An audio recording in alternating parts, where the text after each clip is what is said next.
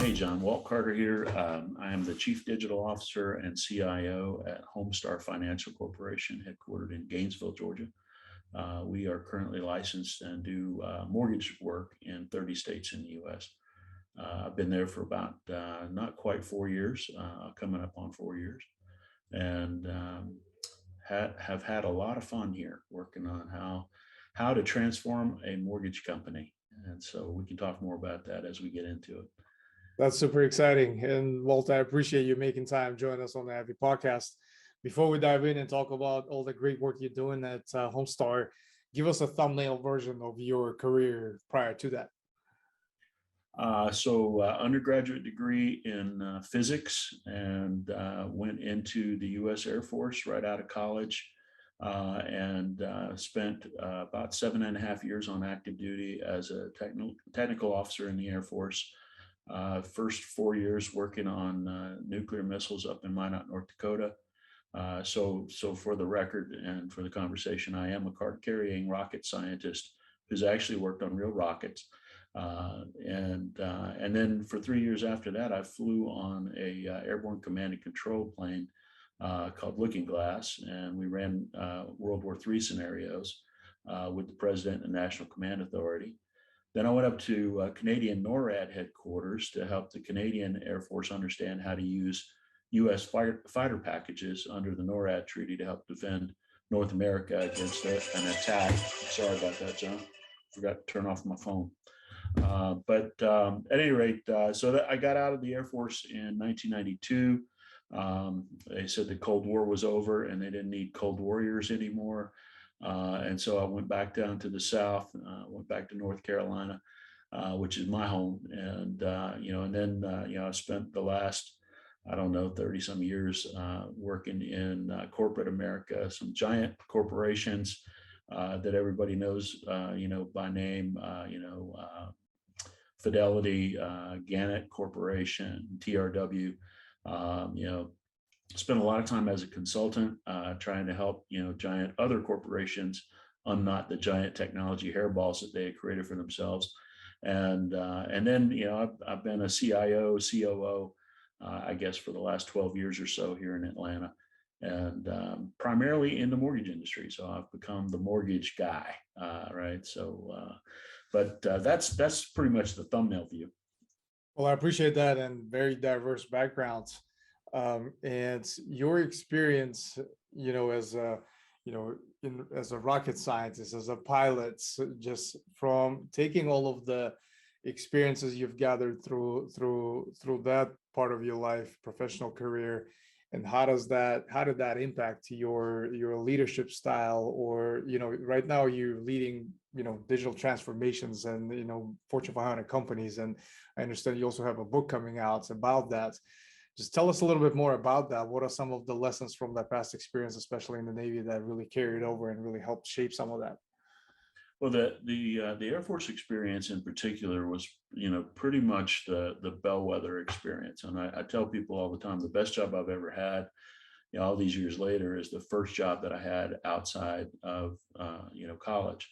And, even with, a lot of really exciting tours of duty and exotic places, I've really been trying to get back to that first experience over and over again for all these 30 plus years. In the book, it's called "We Can't Stay Here," and it's because you can't, right? Change is an inevitability. It's a constant. It's the only real constant is you're going to wind up going through some changes. You have to figure out how to decide where you're going to move to, right? Where are we going to move from here? And there's a school of thought out there that kind of is the passive school, frankly, that says, well, I'll just let life carry me wherever life wants me to be, right? And that's not a value creation path, by the way. That's just a very passive, I'll wind up wherever I wind up kind of thing, right? Leaders don't do that. Leaders actually go up high and look and go, oh yeah, here's a place we could go. Let's go there, right? And then they wind up trying to tell that story compellingly to get people to come with them, right? Come on with me, right? Let's go over there to that new place. That's a better place, and there's a certain level of recognition that, I want to go to a better place. I don't want to go to a worse place. I want to move to some new, better thing, right? And so that whole notion of, well, how do you do that, right? And the reason I also have a big picture of a ship on the front of that book is because in a lot of ways, digital transformation is like those old, pre, gas engine or steam engine trips across the ocean, right? You got a big sailboat, you got, some really bad maps that you picked up from other sailors in bars over rum or coffee, right? And you're hoping their maps are pretty good, but you don't really know. The ocean is different every time you put a boat in it, by the way, right? No two boats, with sail power went exactly the same direction on any trip across the big water. There's a lot of unknowns, right? And the word that we use, transformation, doesn't that suggest, John, that we're gonna go from some place that's defined to some place that's undefined, right? We've never been there before. It's not like the transformation of the kind of the caterpillar into the butterfly thing that everybody uses all the time, because that's a pretty well-defined state that transforms into a pretty well-defined outcome, right? And so, but in business and in particularly in this thing that we call digital transformation, it's usually a lot less defined than that journey from the caterpillar to the butterfly, right? And so the leader's job, I think, is ultimately the very most important one, which is I've got to create a compelling vision of what that end state's going to look like in order to get everybody there. And it's not about the technology. It's really about how do you engage humans and get them to want to move, for one thing, because most of us don't, and for another thing, to get them to feel like they've got a big part in the story, right, that's unfolding. And that's another art that I think is worth exploring. So I spent a lot of time in the book on what I call the 7 C's of change, and it's just C words, right? So I'm just going, look, you need to chart a course. That's the first thing. And if you're going to chart a course, you need to also understand how you're going to get some control over that, vessel along the way. What are your controls going to be? Who are your crew members going to be, right? And then how are you going to connect those, crew members in to the mission and to each other? How are you going to communicate? How are you going to collaborate? And then cast off, right? You just got to cast off, and you got to be willing to leave the shore and dare the big ocean, right? You can't just stay hugging the shore. Actually, that's one of the most dangerous places to be as a sailor, because that's where the rocks are, right? So get out into the big water and then go to that place that you think is better, right? And then also recognize, I don't know if you've ever seen, John, those old-timey sea charts, right? They would have places where they were pretty well defined. They kind of knew what that looked like, but then there'd be big parts of the map where they said, don't go here. There'd be sea monsters here, right? We've never explored that, but we've lost people over there, so don't go there. Right. So there was kind of what we call notes, cautions, and warnings all over those maps back in the 1400s, 1500s, when the big explorers, were taking off, and thought they knew things that they didn't. Right. That's why we have American Indians. Right. Christopher thought he was going to India. Well, whoops. Whoops. These must be Indians, right? Right. No. Right, absolutely. Well, that's super interesting, and thank you for a little bit more context, especially around some of the strategies and practical recommendations that you include in the book from that perspective. And as they say, every digital transformation, all that starts with people transformation. If the people has not bought into that vision, good luck with any of the initiatives that you're trying to implement company-wide, any technologies you're trying to implement. I think we've all been there. It starts with grandiose vision and highly motivational speeches. But if the people are not bought into that, I think that's a recipe for failure from the very beginning. So thanks for. Well, and we're seeing a lot of failures out there. I mean, as I was doing research for the book, I found stats all over the map, to be honest with you. But one that kind of kept recurring was about 80% of digital transformation seemed to not go well. Some companies have spent literally, over $1 billion trying to transform and got nothing to show for it. Right. You've got, a handful out there that seem to have figured it out? What are the clues that you get from the ones that seem to have done well? And then how do you avoid the shipwrecks that, the other 80% roughly are experiencing? And, some of the common themes out there in the shipwreck stories are, just to your point a minute ago, right? This is all about getting the humans engaged.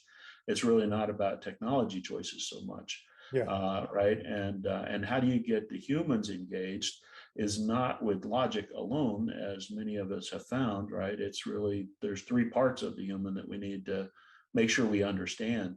Every human, it really has, a logical component that's hopefully there, and then they largely though live their life off of emotional reactions and decision making. And then they justify those decisions with the logical part of their brain. So they rationalize with the logical part the decisions that their emotional connections have made for them. And then there's a spiritual component once you bring in the team sports kind of aspect, which I think every transformation project or change project is ultimately a team sport. If you could do it by yourself, it wouldn't be, a high impact kind of change, right? Yeah. So then you take that spiritual component and this is where we get, phrases like team spirit or esprit de corps, right? Or inspiration, right? And so if you leave that part out of your communication plan, you won't capture the hearts of the people and you won't get them engaged fully. And probably the most important word that's a heart word is, I don't know if you've ever seen, the old phrase "Coeur de lion," right? The heart of a lion, right? And that's the French translation is, the Coeur de lion, right? And so, but our word courage comes from that Latin root, right? Of heart. Right. So in order to go through the great unknowns, right, and to get through that journey where you don't know everything and you can't possibly know everything, there's a courage component, which obviously is a heart thing, right? And and we admire in the world of sports and in the world of military and in the world of gamesmanship, we admire people with heart, right? We talk about that as if it's a positive thing, right? And it is, it really is a positive thing. On a transformation project, I think it's critical, right? And again, what you see is a lot of the quote unquote bureaucratic approaches to change management, kind of your PMI approach, if you will, right? We're just going to follow the checklist and we're going to go through this transformation by the book, right? Well, you're not going to get the people all the way through that. Then you're never even going to get them really connected into it. And so as a leader, if you don't understand that basic component right there, you're going to wind up shipwrecked like the other guys. Right. And if you do understand it, doesn't mean you're not going to be shipwrecked. You might run into other problems, right? The biggest other problem that I see is an incomplete vision of what the end's going to look like. How do we know we're done? What do we measure along the way to know that we're on course or we're not on course, right? How do we provision? How do we make sure that everybody's got the tools and equipment that they need to get through this and deliver this value for us, right?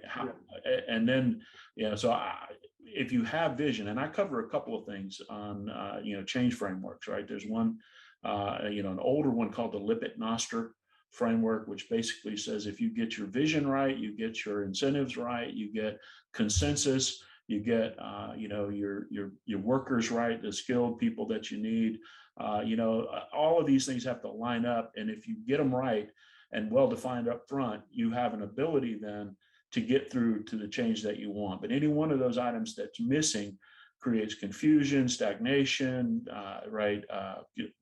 sabotage if you don't have consensus.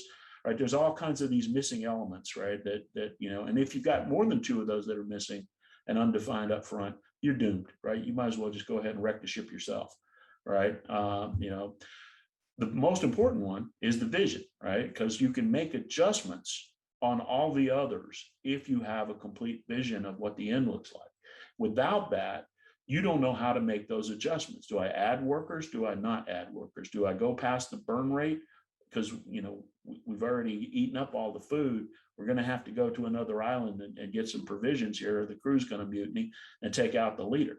Right? There's a lot of these analogies really work for me, and the experience I've had I mean, I've been doing this for over 30 years, and again, 12 years as a C-level executive. Um, this is not well defined. I don't think it's well defined at all. Hence, the reason I felt like, well, I'm getting near the end of my career. Maybe I should write it down in case somebody else wants to see what I learned. Right, absolutely. No, that makes perfect sense, and it resonates on so many levels with, I've been part of the corporate sector for quite many years as well, and I've seen the initiatives as such. And you've mentioned a critical component of that is, the team, everyone that you surround yourself as an executive. I'm pretty sure that, building high performing teams, surrounding yourself with the top talent is at the top of your mind, probably 24/7, whether you're actively recruiting or not. And that becomes a critical ingredient of successful transformations or just building and fostering a culture of innovation. So share any strategies or thoughts around talent acquisition. What really helps you succeed in that space, especially in this highly competitive market with, the war for talent out there being real? What are some of the strategies that really help you attract the top talent to your teams? Yeah, you're exactly right, John. I mean, the war for talent has actually been real for a while, but it's kind of hit a crescendo with COVID, and a lot of people are voting with their feet right now about what they call the Great Resignation, right? Hey, I had 18 months to kind of really get my mind clear, know what I value now. So yeah, Walt, I'm not staying with you anymore. You know, excuse me. What I've learned over the years is, excuse me, John, I'm sorry. A couple of key things, right? One, you're not going to win the war for talent by being the guy that can pay the most. People don't leave typically because of pay. They typically leave because you're not a good team leader or you're not a good manager, and they need to go somewhere else where they can be free of your bad management style. And what I learned from Daniel Pink in his book Drive was that the number three thing that the top three things people are looking for are autonomy, mastery, and a sense of purpose.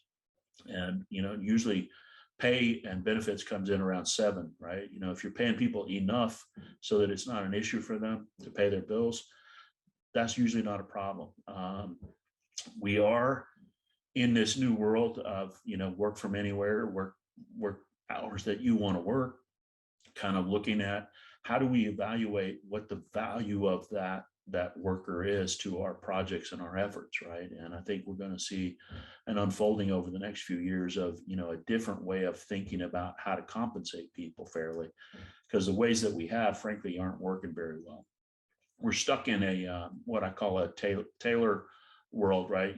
Frederick Taylor back in 1910 did that work motion study on the coal miners and said, hey, if you give them a 15-minute break every hour at the end of an 8-hour shift, they will shovel more coal than the guy that works straight through for 8 hours, right? A tremendous insight, by the way, for coal mining. And then, a few years later, a guy named Peter Drucker in around 1959 says, well, hey, the knowledge worker is actually different from a coal miner, and how they create value is with the neck up kind of stuff. And maybe we need to think differently about how we compensate them. But isn't it interesting? Here we are in 2021, John, and we still compensate people as if it's, dollars for hours in the coal mine. And so that's why I say I think we're going to come to some kind of awareness over the next few years that model just doesn't extend as far into the future as maybe people had hoped. Right? It is simple. Right. It is a simple model, but it's not the right model. Yeah. So then you go back to really the heart of your question. I mean, I have been looking for and have found over my career a whole lot of what I call misfits. Right. I'm on record now as saying, I don't know if you've ever seen the TV special at Christmas called Rudolph the Red-Nosed Reindeer. So very famous claymation animation thing. Well, there's a big lion with wings that flies over the island of misfit toys. His name is Moonracer. And, and his job is to try to find homes for all the misfit toys. And I feel like I am King Moonracer in my career. Because I'm just looking for people that don't quite fit in. And I call them not misfits, but second sigma people. And if you look at a bell curve of human intelligence, I'm looking for people that are one full standard deviation to the right of the mean in terms of IQ. I need people that process well and fast. I'm looking for people in that same area of the bell curve for emotional intelligence, EQ. And so if I'm one full sigma away from the mean in that second sigma of EQ, and what I call LQ, and very few people are talking about that one, but it's your learning quotient, right? How do you learn? How quickly can you develop a base level proficiency in a new skill area? How quickly can you move from there to mastery, right? What do you need? What's your learning style? If I gave you an assignment, John, of, hey, I need you to come back Monday of next week and be an expert in this, how would you tackle the material, right? How would you go and figure out how I could be as close to an expert as possible by Monday of next week in this new work that I'm being assigned, right? I think every one of us needs to know what our learning styles are so that we can dominate in that way. And so again, if you've got a higher than average IQ, EQ, and LQ, and you've got some narrative qualities like grit, determination, willingness to be a team player, that's really, really important. The ability to take a hit and keep moving, as they say, right? Those kinds of things. I look for all of those in the interviews. There's things we can measure, and then there's the stuff that only comes out in the interview, and then there's other stuff, frankly, that you just can't know until you see somebody working with you for about 90 days or so. Right. And so, so I think, the talent war for me is all about a quest to find those, what I call second sigma people. By the way, in interviews that I did a few years ago for a task force here in Georgia on high demand careers, interviewed a whole lot of my peers, CIOs in the community. And anecdotally, we all agreed that, those kinds of people that I just described are difference makers for us. When we find them, they're 4 to 10 times as productive as the quote unquote average person in each of those areas that we might get through the traditional hiring practices. And so you find yourself being lucky when you find one or two of them, because you don't need everybody on your team to be, a second sigma. But if you can put those people in leadership roles and help them achieve their autonomy, purpose, and mastery as a leader, you really unlock a gold mine of productivity and creativity, imagination, which is really where new value comes from, right? So as you start thinking through all of that, what I just described is a really hard thing to do, by the way, but it sounds simple, but it's not, because they're hard to find. Absolutely. And those are definitely very interesting observations in the sense that I like what you call them misfits in a way that domain insight, in some instances, a lot more important than the domain experience. Someone who is very coachable, someone who is very inquisitive and, exhibits the skills and capabilities to pick up the new skills that are required to adapt to the changes and the dynamic environments that, you may be leading in. Which leads me to the further question, which is, I asked that question every single guest on the podcast because everyone does that, but it's such a complex space to get really good at. And I'm talking about interviewing, because a lot of the interviews are based on that past personal experience, based on your interviews that you had conducted. And it's flawed in the sense that it becomes an exercise where you're not focusing on the strengths that are missing on my team versus what is the weakness that I can tolerate in that particular candidate. So those are just some of the personal observations from interview perspective. Share your thoughts on how do you structure your interviews? What are the different questions that you like to ask? And more importantly, what do you look for in the responses when you interview? So one of the things that I typically get, a lot of interesting responses to is I almost always ask what I call the $1 million question, which is, tell me about the biggest failure you've had in your career so far, and what you learned from it. And, and I've actually had people sit and tell me, well, I've never had a failure. And I'm like, okay, I don't believe you, you're out.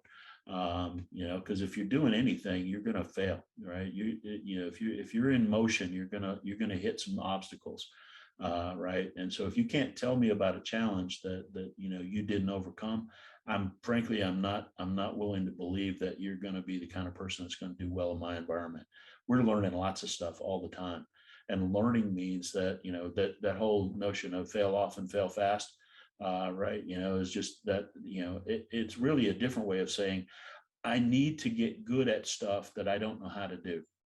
Nobody walks into a bowling alley and bowls 300 the first time they pick up a bowling ball. They bowl a lot of gutter balls until they figure out how to get it down the middle, right? And then they hone in on that sweet spot. And eventually people can bowl pretty well, but it's very rare to find somebody that bowls consistently at the perfect level, right? So I don't believe it when I see a developer or a tester or anybody that's going to come into my data world, right? If you've never hit a hard challenge and had to, crawl through it hard, I got no room for you on my team.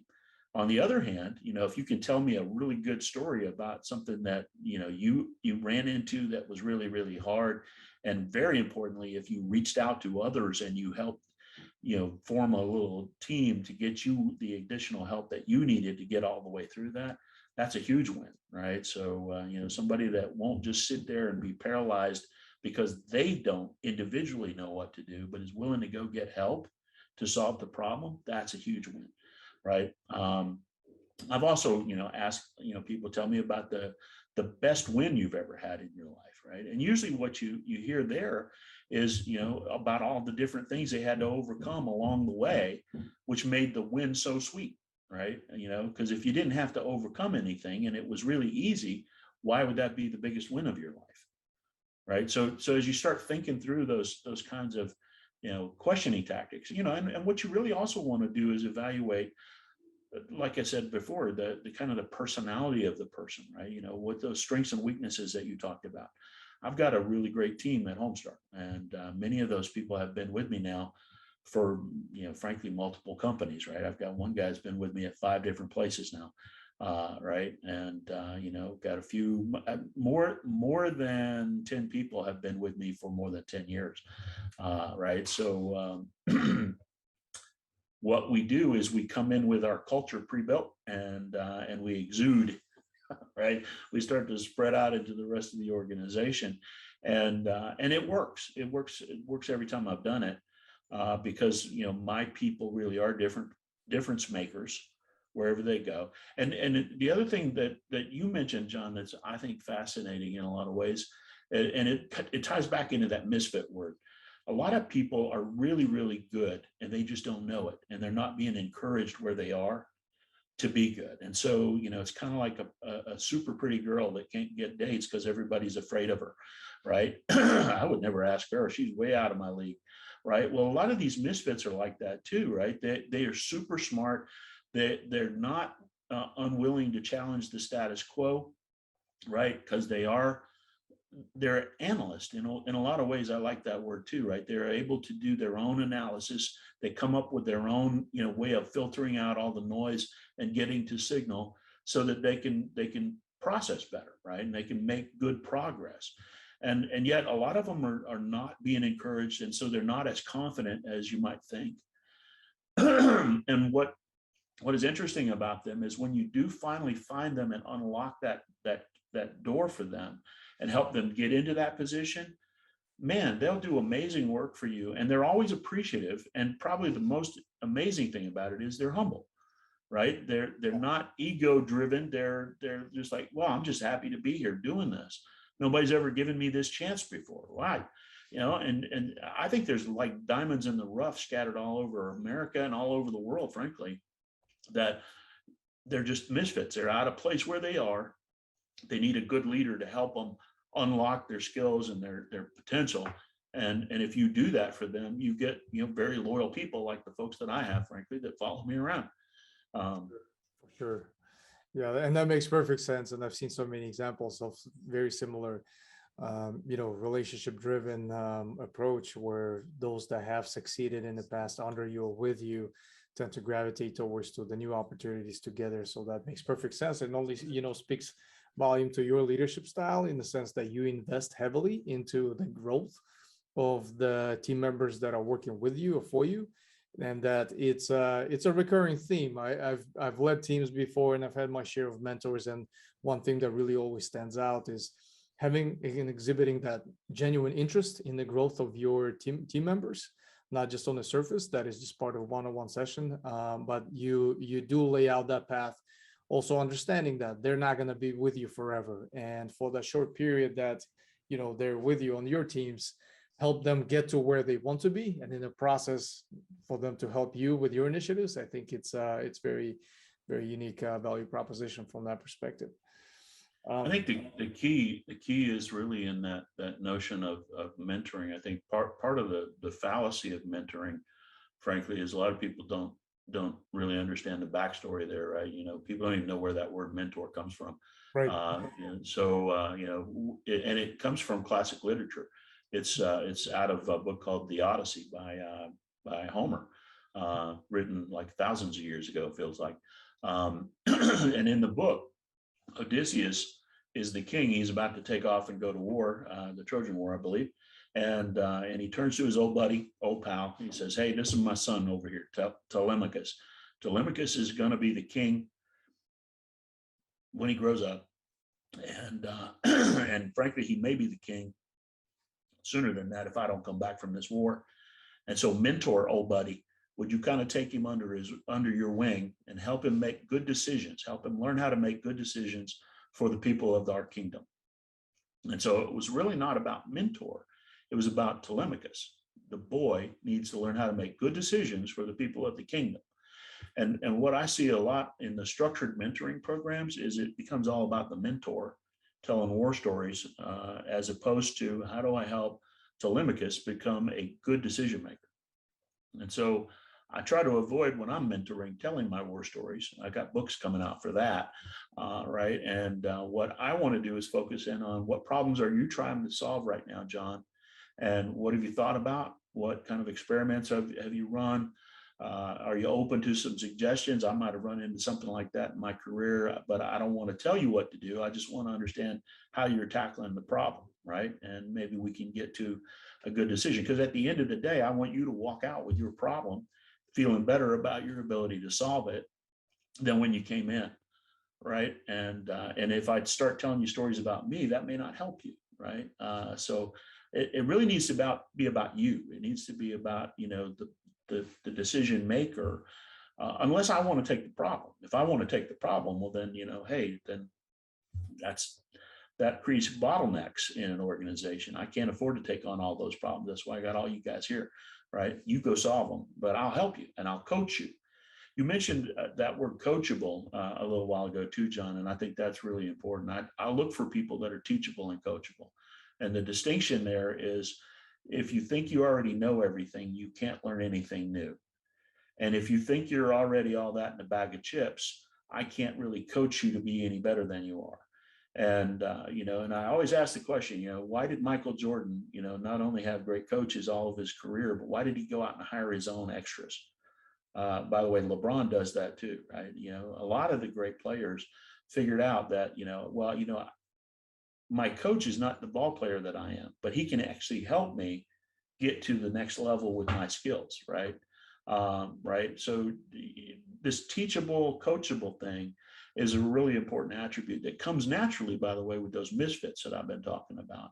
They kind of, oh yeah, John, I'm just glad you're talking to me, right?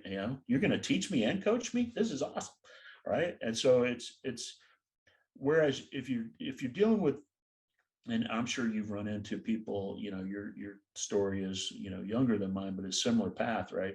You're working with, really a lot of smart people. You're working with developers, testers, people that really get technology, right? And sometimes you run into somebody that just, they know everything already and you can't tell them anything, and they can't learn anything from you because they're so close-minded to, that. They're hard to work with. Those people are very difficult to work with. And I try not to have them on my teams, to be honest with you, because it's a killer of creativity and a killer of the team environment when you got people on board that are just not willing to work with others. So, tell me what you think about that. Am I missing that? No, absolutely. I think you're very spot on with all of these observations, and it is such a critical component of, just in life in general, whether that's professional or, personal. I think that's, that makes perfect sense. So I appreciate you sharing from that perspective. The last segment of every episode that I love doing is kind of the, rapid fire heat check, where I ask a question and you give a relatively, quicker response. Does that sound like a good idea? Yeah, I'm probably going to suck at this game, but what the heck? Let's try it. No, you won't. As far as your content diet, you're an author of your own book, so you must consume a lot of information. You do a lot of research. Share with us your sources for information and self-education, and what do you consume on a daily basis? So I read a lot, and there's always kind of a book open for me. Sometimes many books open at the same time, right? So I'm a vast consumer of technical stuff, vast consumer of in years past a lot of science fiction. Right, I think I've learned more about how to lead people from science fiction books than I have any of the theoretical stuff from school. You know, I tune into a lot of different groups and think tanks, and consume a lot of data from those guys as well. And and I also do a lot of work with moderating other CIOs in panels and things like that, because I learn from doing that. I learn a lot from the other CIOs, what they're doing, how they're taking on the same challenges. That's great. Thank you for sharing that. And you couldn't have set me up any better for the next question in terms of books, aside from yours, of course, which we will definitely include the link to that in the show notes. What what are you currently reading as far as the book, and what is one book that you always recommend to others, and why is that? So, the most recent book that I finished was Ray Wang's book, Everybody Wants to Rule the World. So Ray's the guy that's on TV all the time on Fox News and a bunch of other places, with big tech analysis, right? Constellation research, and he's got a great book called Everybody Wants to Rule the World that is really all about how do you compete in your company with big tech, and or how do you partner with them, or do you just hope the government comes in and crushes them and splinters them up into much smaller organizations. And that's a really great way of thinking about the next several years, as you see this massive consolidation around FANG in particular. You've got to be able to compete with Amazon if you're in my business. What if Amazon gets in the mortgage business? Well, what are you going to do? And are you going to partner with them? Because that didn't work out so well with Toys R Us and some of these other guys, right? So maybe you ought to think differently about how you go around them. And ultimately, what he comes up with there is what he calls a data-driven digital network. You're going to have to partner more effectively with other people.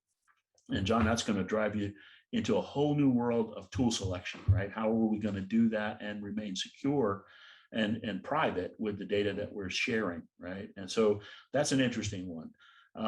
There's some kind of some oldies but goodies that are out there that I think are really, really good. And if you're in more of the leadership role, I would go with books from Pat Lencioni, like The 5 Dysfunctions of Teams, Death by Meeting, right? Almost all of Pat's stuff is really, really great.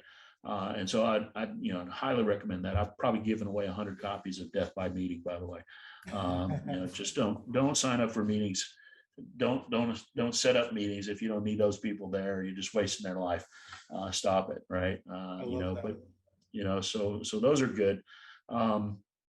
There's just I get in trouble all the time because I have a library of literally thousands of books, and I've probably got several hundred more out in the garage, and I read them, and those insights really have helped me over the years. So next question. That's not the short answer you were looking for, buddy. I'm sorry. No, I love that, because those are definitely great recommendations, and we'll highlight those in the show notes as well.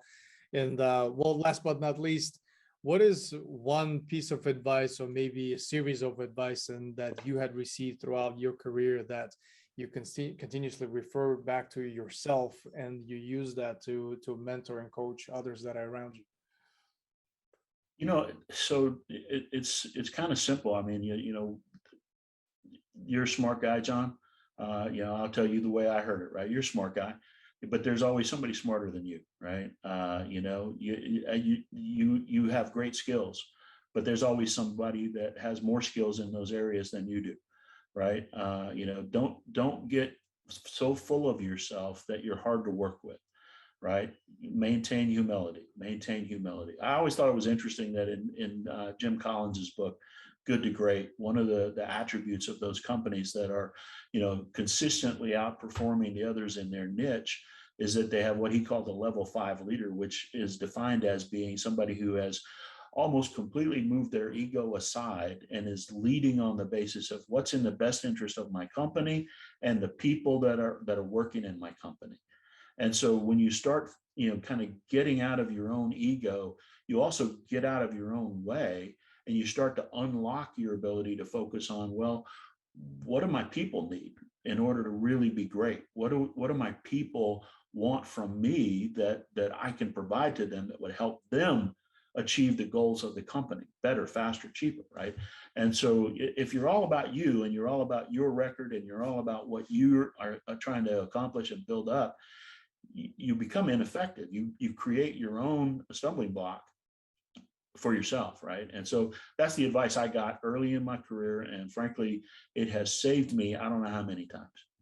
There's always a challenge, right? Yeah. It's always a challenge. No, I love that. That's definitely very powerful, and I appreciate you sharing that. Well, I can't thank you enough for your time today. Very short and insightful conversation. Personally learned quite a bit. What I love doing with all the podcast guests is do a follow-up recording in about a year where we actually revisit the conversation from a year ago and listen and look at it and see if everything that we've discussed still makes sense, still applies. So I'm definitely looking forward to doing that with you. Yeah, I look forward to that too. That's a good test. I like it, John.